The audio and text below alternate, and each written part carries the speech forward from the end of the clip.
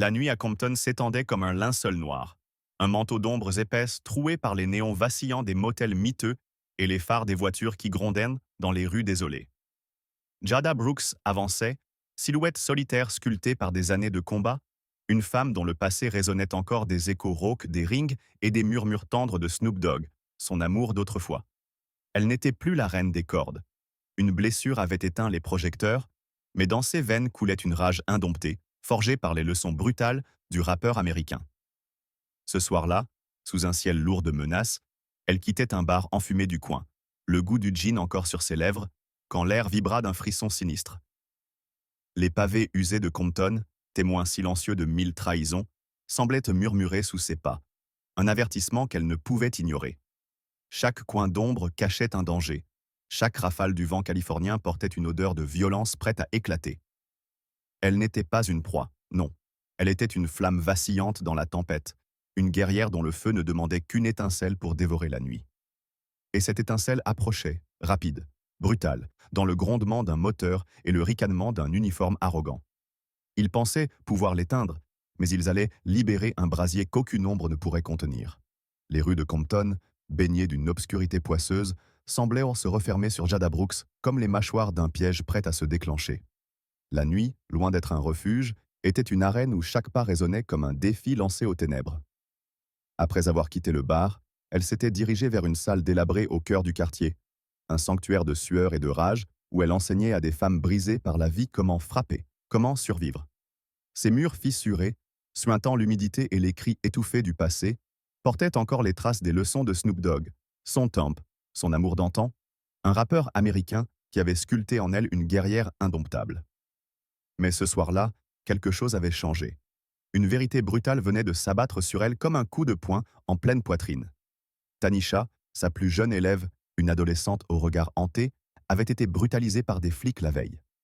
Les mots de la gamine, murmurés entre deux sanglots dans l'ombre de la salle, avaient transpercé Jada comme une lame. Des mains brutales, des rires cruels, une innocence piétinée sous des bottes d'uniforme. La fureur monta en elle, un volcan grondant sous sa peau, une tempête prête à tout déchirer. Elle n'enseignait pas pour la gloire, non. Elle forgeait des armes vivantes, des âmes capables de défier un monde qui ne voyait en elle que des proies. Chaque craquement du plancher sous ses pas, chaque souffle rauque qu'elle laissait échapper, amplifiait cette rage héritée de Snoop, cette leçon gravée dans son sang. Quand il te frappe, fais-les tomber plus bas encore. Compton ignorait encore que cette nuit ne serait pas comme les autres. Jada n'était plus une ombre errante, elle était une lame aiguisée, un feu prêt à consumer ceux qui osaient en toucher aux siennes. Tanisha, frêle mais brisée, était plus qu'une élève. Elle était une étincelle, une raison de plus pour que Jada déclare la guerre à ses vautours en uniforme. Les néons vacillants projetaient pour des ombres mouvantes sur son visage, dessinant une détermination froide, presque inhumaine. Elle ajusta son blouson, ses poings se serrant jusqu'à faire craquer ses jointures, et quitta la salle, le vent de la nuit portant une odeur de vengeance. Quelque part dans ces ruelles, les coupables respiraient encore, inconscients du cyclone qui fondait sur eux. Mais ce n'était que le début, un prélude sanglant à une bataille qui allait ébranler Compton jusqu'à ses fondations. Et si vous voulez savoir comment Jada, forgée par Snoop Dogg, va faire payer ses monstres, restez avec nous. Si cette rage vous brûle les veines, hurlez justice pour Tanisha dans les commentaires et abonnez-vous pour ne pas rater la suite. Si vous doutez qu'elle ira jusqu'au bout, défiez-nous avec un pouce bleu. Mais attention, le prochain épisode pourrait bien vous faire trembler de peur et d'admiration. Les rues de Compton, labyrinthiques et oppressantes, s'étendaient devant Jada Brooks comme un échiquier où chaque pas pouvait signer son destin. La nuit, lourde d'un silence trompeur, vibrait d'une menace sourde, un murmure porté par le vent brûlant qui balayait les façades décrépites. Après avoir quitté la salle d'entraînement, ses poings encore chauds de la rage allumée par les larmes de Tanisha, Jada traversait le quartier, son blouson de cuir claquant contre ses hanches comme une armure usée par les combats. Elle avait marché seule 1000 fois dans ces ruelles, mais ce soir-là, l'air semblait plus épais, saturé d'une odeur âcre, un mélange de sueur, d'asphalte tiède et d'un danger imminent qu'elle sentait dans ses os. Les leçons de Snoop Dogg, cet amour perdu qui avait fait d'elle une lame vivante, résonnèrent dans sa tête. Quand ils viennent, ils ne préviennent pas, mais toi, tu frappes avant. Et ils vinrent. Un grondement mécanique déchira la nuit, un moteur rugissant qui brisa le calme illusoire. Une voiture banalisée, peinture écaillée et phares aveuglants, surgit d'une ruelle adjacente, ses pneus crissant sur le bitume dans un hurlement de défi. Trois silhouettes en jaillirent, ombre massive drapée dans l'arrogance de l'uniforme. Derek Vance, un colosse au visage taillé comme une pierre brute, s'avança le premier, ses yeux luisants d'un mépris sauvage. Malik Stone, adossé à la portière, ricanait, ses doigts jouant avec une cigarette éteinte. Jamal Reed, plus nerveux, triturait sa matraque, son regard oscillant entre bravade et doute. Alors, la princesse des bas-fonds, lança Derek, sa voix rauque trempée de venin. On se balade seul dans une robe pareille? Il désigna la tenue moulante de Jada, ses mots dégoulinant d'une insolence qui fit bouillir son sang. Elle ne répondit pas. Pas encore. Ses muscles, forgés dans les gymnases enfumés sous les cris de Snoop Dogg, se tendirent, une mécanique parfaite prête à exploser. Derek s'approche, trop près, son souffle empestant le whisky bon marché et la testostérone mal placée. Puis, dans un geste qui trancha l'air comme une lame, il tendit une main calleuse et saisit le bas de sa robe, tirant vers le haut avec une lenteur provocante. Les rires éclatèrent derrière lui, un cœur discordant qui griffa la nuit comme des ongles sur un tableau noir. Malik tapa sur la carrosserie, hilar, tandis que Jamal laissait échapper un gloussement aigu. Mais pour Jada, ce n'était pas un rire. C'était un glas, le son d'une frontière violée, d'une guerre déclarée. Quelque chose se brisa en elle, pas une faiblesse, mais une digue retenant un océan de fureur. Elle pivota, rapide comme une bourrasque, ses yeux lançant des éclairs d'acier. Derek, trop confiant, n'eut pas le temps de réagir. Sa main droite jaillit, saisissant son poignet avec une force qui fit craquer ses os, et d'un mouvement brutal, elle le tordit, le forçant à plier le genou dans un craquement sinistre. Un cri rauque s'échappa de sa gorge alors qu'il s'effondrait, visage tordu de douleur. Malik bondit, abandonnant sa cigarette, mais Jada, dans un éclair de précision, lui asséna un coup de coude au sternum, un impact sourd qui le plia en deux, souffle coupé. Jamal, figé, porta une main tremblante à sa matraque, mais ses yeux croisèrent ceux de Jada, un regard de prédateur, un feu qui promettait la ruine. Ils avaient cru pouvoir l'humilier, mais ils venaient de réveiller une tempête qu'aucun uniforme ne pourrait arrêter. La nuit de Compton s'était figée dans un silence oppressant, un calme illusoire brisé par le cri étouffé de Derek Vance, genoux pliés sous la poigne implacable de Jada Brooks. Les pavés, témoins muets de cette danse brutale, semblaient vibrer sous l'impact, comme si la terre elle-même retenait son souffle face à l'orage qui se déchaînait. Jada, silhouette noire sculptée par des années d'entraînement sous les ordres de Snoop Dogg, son amour d'antan, n'était plus une femme qu'on pouvait réduire à un rire gras ou à une robe froissée. Elle était un volcan en éruption, une lame forgée dans le feu des rings et trempée dans la rage d'une vie de combat. Derek, visage crispé de douleur, tenta de se dégager, ses doigts griffant l'air, mais Jada resserra sa prise, un craquement sinistre résonnant dans la ruelle sombre comme un avertissement macabre. Ses yeux, deux braises incandescentes, balayèrent les ombres autour d'elle, défiant le chaos qu'elle venait de déclencher. Malik Stone, cigarette oubliée sur le bitume, bondit de la voiture avec une fureur maladroite, ses poings serrés comme s'il pouvait encore reprendre le contrôle. Mais Jada ne lui laissa aucune chance. Dans un mouvement fluide, presque irréel, elle relâcha Derek et pivota, son coude s'abattant comme une massue sur le sternum de Malik. Le choc, un bruit sourd et humide, fit plier l'homme en deux, son souffle s'échappant dans un râle pitoyable, alors qu'il titubait en arrière, heurta la portière dans un gémissement métallique. Le sang monta aux tempes de Jada, une pulsation sauvage qui rythmait chaque battement de son cœur. Elle ne voyait plus des hommes, mais des ombres arrogantes, des pantins d'un système qui avait osé toucher à Tanisha, à elle, à tout ce qu'elle défendait. Les leçons de Snoop Dogg hurlèrent dans sa tête. Quand il te frappe, fais-les tomber, fais-les saigner. Et elle obéissait, avec une précision froide et une violence qui semblait danser sur le fil de la sauvagerie. Jamal Reed, pétrifié près du véhicule, porta une main tremblante à sa matraque, ses doigts hésitants trahissant une peur qu'il ne pouvait masquer. Il croisa le regard de Jada et ce qu'il y vit le cloua sur place, un prédateur, une tempête de chair et d'acier prête à tout dévaster. « Bouge pas », murmura-t-elle, sa voix basse et tranchante comme une lame glissant sur une pierre à aiguiser. Jamal déglutit, sa matraque tombant mollement à ses côtés, un cliquetis pathétique sur l'asphalte.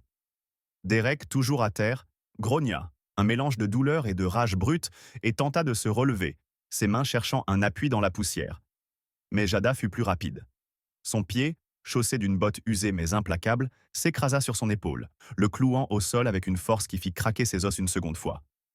Un hurlement déchira la nuit, un son primal qui se mêla au vent brûlant de Compton, portant avec lui l'écho d'une justice sauvage. Malik, reprenant son souffle, tenta une dernière charge désespérée, son poing visant le flanc de Jada dans un geste mal assuré. Mais elle esquiva, ses réflexes aiguisés par des années sous les ordres de Snoop Dogg, et riposta avec une droite fulgurante. Le coup s'écrasa contre sa mâchoire, dans un craquement sec, envoyant une giclée de sang dans l'air tiède. Malik s'effondra, visage contre le pavé, un pantin désarticulé dont l'arrogance s'était éteinte sous la puissance de cette femme qu'il avait sous-estimée. Jada se redressa, son souffle court mais régulier, ses poings encore serrés, prêts à frapper encore. Autour d'elle, la ruelle semblait retenir son souffle, les néons vacillants projetant des ombres dansantes sur les murs lézardés, comme si Compton elle-même assistait à la naissance d'un mythe. Derek, visage tordu de douleur, osa un dernier regard, un mélange de haine et d'incrédulité. « T'es morte !» cracha-t-il, sa voix brisée par l'humiliation. Mais Jada ne s'y pas. Elle s'avança, son ombre s'étendant sur lui comme un linceul, et planta ses yeux dans les siens. « Pas encore !» répondit-elle, chaque syllabe trempée de venin, une promesse de destruction qui fit frissonner l'air. Jamal, toujours immobile, baissa la tête, vaincu sans même avoir combattu. Les trois hommes, ces tyrans en uniforme qui avaient cru pouvoir l'humilier, gisèrent désormais à ses pieds, brisés par une force qu'ils n'avaient pas vue venir. Mais dans l'obscurité, au loin, un grondement sourd résonna.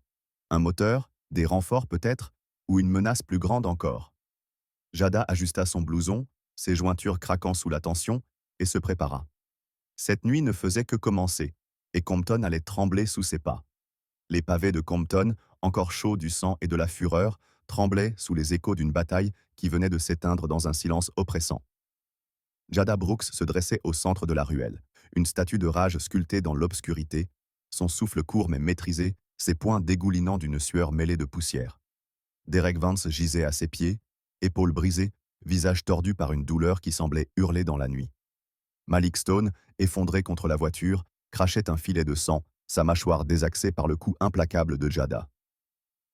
Jamal Reed, paralysé près du véhicule, n'osait plus bouger, ses yeux écarquillés, fixant cette femme qu'il avait cru pouvoir humilier. Les néons vacillants projetèrent des éclats rouges et bleus sur leurs uniformes froissés, comme une parodie macabre des gyrophares qu'ils portaient en triomphe quelques minutes plus tôt. Mais dans l'ombre, tapis derrière un mur lézardé, un autre regard perçait la nuit, celui de Tanisha, tremblante, frêle, mais animée d'une détermination qui brûlait plus fort que sa peur. Tanisha, ses doigts crispés sur un téléphone usé, avait tout vu. Depuis l'instant où Derek avait osé tirer sur la robe de Jada, jusqu'au moment où ses poings, forgés par les leçons de Snoop Dogg, avaient transformé ses brutes en pantins désarticulés, elle avait filmé. L'écran tremblait dans ses mains, capturant chaque ricanement, chaque geste obscène, chaque craquement d'os sous la riposte fulgurante de Jada. Ce n'était pas un hasard qui l'avait mené là. La veille, ces mêmes hommes, Derek, Malik, Jamal, l'avaient coincé près d'un terrain vague, leurs mains brutales laissant des marques sur sa peau, leur rire résonnant comme des coups de fouet dans son esprit. Elle n'avait rien dit à Jada, pas par faiblesse, mais par une honte sourde qui la rongeait. Pourtant, ce soir, quelque chose s'était brisé en elle. Elle avait suivi sa professeure, mue par un instinct primal, une rage silencieuse qui l'avait poussée à sortir de l'ombre pour saisir cette vérité crue en pixels tremblants. Le vent brûlant de Compton sifflait entre les immeubles, portant avec lui l'odeur métallique du sang et le grondement sourd d'un moteur au loin. Jada, immobile, ajusta son blouson, ses yeux balayant la ruelle comme un fauve prêt à bondir à nouveau. Elle ignorait encore la présence de Tanisha, mais elle sentait quelque chose, un frisson dans l'air, une tension invisible qui allait au-delà de cette victoire sanglante. Derek, à terre, grogna une insulte étouffée. « Tu vas payer !» Mais sa voix se perdit dans un râle alors que Jada plantait un regard d'acier dans le sien, un regard qui promettait une tempête bien plus dévastatrice que ce qu'il venait d'endurer. Malik, titubant, tenta de se redresser, mais ses jambes cédèrent, le laissant s'effondrer dans une flaque de sa propre humiliation.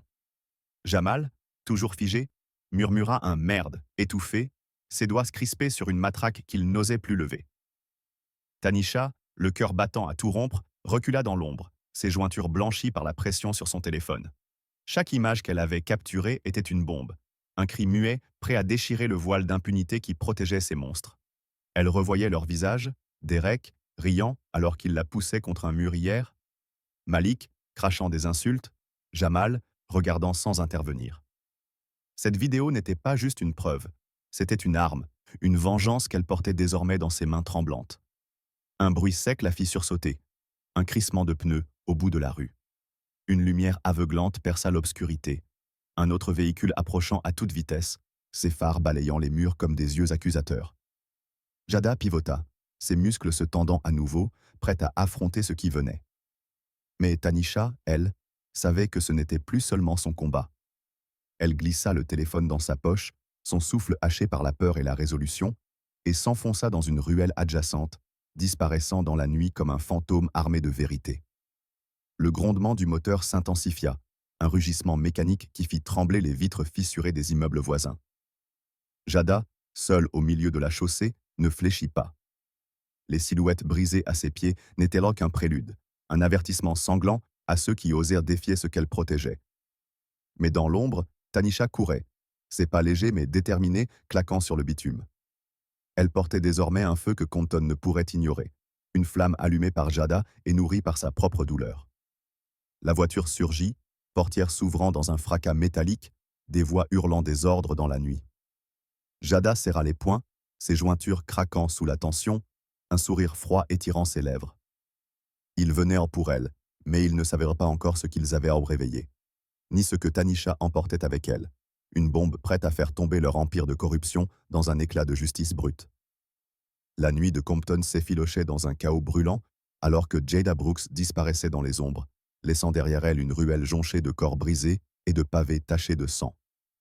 Les phares de la voiture de renfort balayaient encore l'asphalte, leurs faisceaux accusateurs ricochant sur les murs lézardés, mais elle s'était déjà fondue dans l'obscurité, une lame vivante que nul uniforme ne pouvait saisir.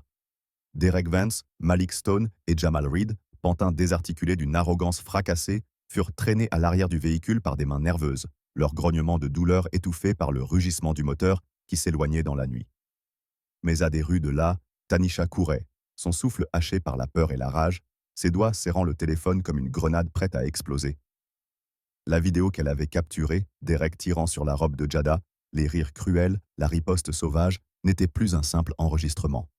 C'était une torche enflammée, un cri qui allait déchirer Compton jusqu'à ses fondations corrompues. Au commissariat de la rue Slauson, l'air était saturé d'une tension électrique, un mélange de sueur rance et de murmures tendus. Les néons blafards clignotaient au-dessus des bureaux encombrés, projetant des ombres mouvantes sur les visages des agents qui s'agitaient comme des bêtes traquées. Derek, Malik et Jamal furent jetés dans la salle de repos, leurs uniformes froissés et leurs regards vacillants entre honte et défi. Derek, épaules disloquées, frappa le mur d'un poing tremblant, un grondement guttural s'échappant de sa gorge. « Cette salope m'a brisé !» Malik, mâchoire enflée, cracha un filet de sang sur le linoléum, ses yeux lançant des éclairs de haine. Jamal, toujours muet, fixait le sol, ses mains crispées sur ses genoux, comme s'il voyait encore le regard de Jada, un feu qui l'avait réduit à néant. Mais leur arrogance vacillante s'effrita davantage lorsque le sergent Calvin Brooks, un colosse au visage buriné par 20 ans de service, entra en trombe, ses bottes claquant comme des coups de tonnerre. « Qu'est-ce que vous avez foutu ?» rugit-il, sa voix faisant trembler les vitres. Il planta ses yeux dans ceux de Derek, un regard d'acier trempé de dégoût. « Vous pensez que c'est un jeu? Humilier une femme, la frapper ?» Derek tenta un rictus. « C'est rien, juste une folle qui… » Mais Calvin l'interrompit d'un coup de poing sur la table, le bois craquant sous l'impact. « Ferme-la !» tonna-t-il, son visage rouge de fureur. « Vous avez sali cet uniforme, cette ville, et moi avec. » Les autres agents, jusque-là silencieux, se rapprochèrent, leur murmure devenant un grondement sourd. Une jeune agente, Lena Carter, entra précipitamment, son téléphone à la main, le visage blême. « Sergent, vous devez voir ça », murmura-t-elle, tendant l'écran. Là, sous la lumière crue des néons, la vidéo de Tanisha éclata comme une bombe. Les rires gras, le geste obscène de Derek, la riposte de Jada, puis la voix fragile mais tranchante de Tanisha. Ils m'ont fait la même chose hier. Derek, Malik, Jamal. Un silence glacial s'abattit sur la salle, suivi d'une vague de rage pure. Calvin sentit son sang bouillir, ses poings se serrant jusqu'à faire craquer ses jointures. « Vous, des monstres !» grogna-t-il. sa voix tremblant d'une colère qui menaçait de tout engloutir. Derek blêmit, Malik détourna les yeux et Jamal s'effondra sur sa chaise, un gémissement étouffé s'échappant de ses lèvres. Mais ce n'était pas fini. À des kilomètres de là, Tanisha, cachée dans une arrière-cour sombre, téléchargea la vidéo sur un réseau clandestin, ses doigts tremblants tapant un titre simple, La vérité sur les porcs en bleu. En quelques minutes, l'enregistrement se répandit comme une traînée de poudre, des téléphones des motels aux écrans fissurés des bars de la rue Crenshaw. Compton s'éveillait, une colère ancienne grondant sous ses pavés. Au commissariat, le chaos éclata. Les agents se divisaient, certains, écœurés, rejoignaient Calvin dans une révolte muette, d'autres, loyaux à leurs frères d'armes, tentaient de minimiser l'horreur. Mais un cri perça le brouhaha. « Il y a plus !» Lena Carter brandit une vieille bande de caméras corporelles récupérée d'un serveur oublié. Les images crues montrèrent Tanisha, la veille, poussée contre un mur, Derek riant, Malik frappant, Jamal regardant sans bouger. Calvin sentit une nausée monter, une rage qui lui tordait les entrailles. « Vous êtes fini !» murmura-t-il, sa voix coupante comme une lame. Dehors, les premières sirènes hurlaient, des gyrophares trouant la nuit alors que la nouvelle se propageait. Le commissariat devenait un volcan, et la vidéo de Tanisha, une lave incandescente prête à tout consumer. Le commissariat de la rue Slauson, plongé dans une obscurité trouée par les gyrophares hurlants, était devenu une forteresse assiégée, ses murs tremblant sous le poids d'une tempête prête à tout emporter. La vidéo de Tanisha, désormais un incendie sauvage, avait embrasé Compton, ces images crues ricochant des écrans fissurés des téléphones aux vitrines des bars clandestins. À l'intérieur, le sergent Calvin Brooks arpentait la salle des opérations comme un lion en cage, ses poings serrés jusqu'à faire craquer ses jointures, son regard brûlant d'une fureur qui semblait consumer l'air rance autour de lui. Derek Vance, Malik Stone et Jamal Reed, alignés contre un mur, tête baissée, n'osèrent plus croiser ses yeux. Leurs uniformes, tachés de sang et de honte, pendaient sur leurs épaules comme des haillons d'une gloire déchue. Mais ce n'était pas seulement leur faute qui faisait bouillir le sang de Calvin. Une vérité plus noire encore se dessinait dans l'ombre, une vérité qui allait fissurer les fondations mêmes de cette ville corrompue. Lena Carter, la jeune agente au visage blême, revint en courant, une boîte métallique rouillée dans les mains. « Sergent, on a trouvé ça dans le casier de Derek », murmura-t-elle, sa voix tremblante perçant le brouhaha. Calvin arracha le couvercle, révélant un téléphone brûlé, ses circuits noircis par une tentative désespérée de destruction. Mais la technologie avait ses limites, et un technicien nerveux, un gamin nommé Rico, avait déjà extrait un fragment d'enregistrement audio. Calvin appuya sur lecture, et une voix rocailleuse emplit la pièce, celle du capitaine Tyrone Hayes, un homme aux cheveux blanchis par le pouvoir et à l'âme noircie par la corruption. « Fais ce que tu veux avec ces filles du quartier », grognait-il, un rictus audible dans son ton. « Mais fais-le discrètement, on ne peut pas laisser des traces. » Un silence glacial s'abattit, suivi d'un rire étouffé de Derek en fond. Calvin sentit son cœur s'arrêter, puis repartir dans une pulsation de rage pure qui fit trembler ses mains. « C'est quoi ce bordel ?» rugit-il, sa voix faisant vibrer les vitres. Il pivota vers Derek, qui blêmit instantanément, son rictus s'effaçant comme une flamme sous une pluie battante. « Vous aviez un ordre? Un ordre de lui ?» Derek tenta de bafouiller une excuse, mais Calvin l'empoigna par le col, le plaquant contre le mur avec une force qui fit craquer le plâtre. « Réponds, salaud !» hurla-t-il, ses yeux lançant des éclairs. Malik, toujours à terre, murmura un « On suivait juste », mais sa voix se brisa sous le regard assassin de Calvin. Jamal, effondré, sanglota. « C'était lui, Tyrone. Il nous couvrait. » La vérité s'abattit comme une guillotine. Ce n'était pas une bavure isolée, mais une conspiration, une machine huilée par un capitaine qui régnait sur Compton comme un seigneur féodal, ces hommes des chiens de chasse lâchés sur les faibles. Lena, tremblante, tendit une autre pièce à conviction, une note manuscrite retrouvée dans la boîte, griffonnée de la main de Tyrone. « Si elle résiste, faites-les taire. Pas de témoins. » Calvin sentit une nausée monter, une rage qui lui tordait les entrailles. « Faites-les taire », répéta-t-il, sa voix basse et tranchante comme une lame glissant sur une pierre. Il lâcha Derek, qui s'effondra comme un pantin désarticulé et se tourna vers la salle. Les autres agents, jusque-là figés, reculèrent, leur visage oscillant entre incrédulité et horreur. Mais ce n'était pas fini. Rico, penché sur son ordinateur, leva des yeux écarquillés. « Sergent, il y a une autre bande.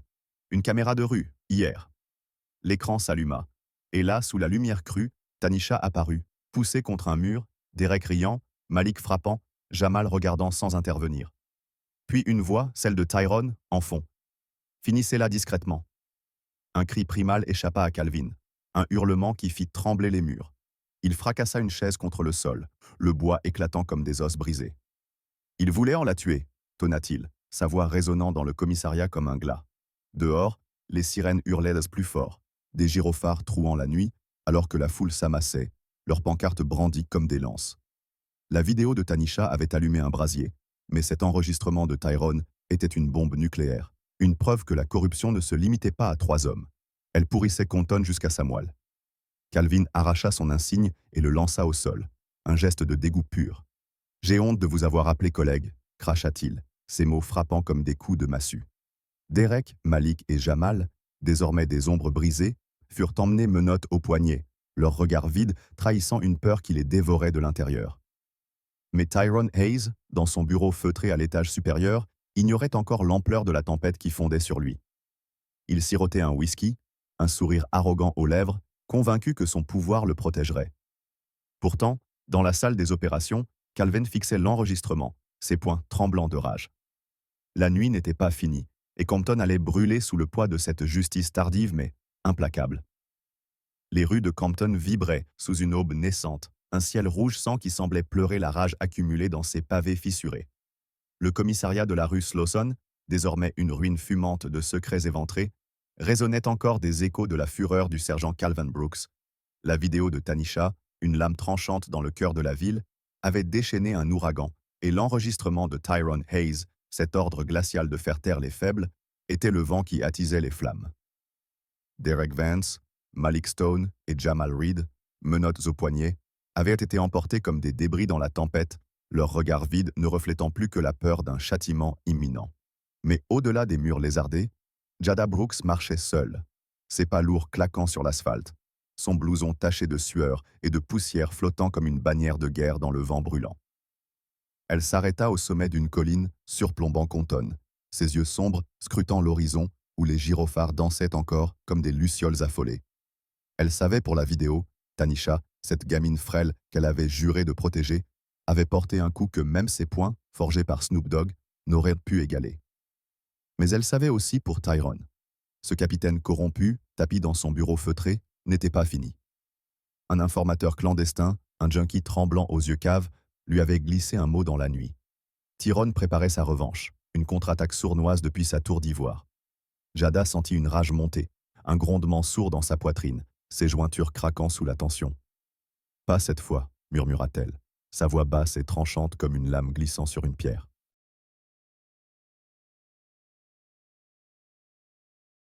Au loin, les premières fumées s'élevèrent des barricades improvisées par une foule enragée, leurs cris montant comme un chant de guerre.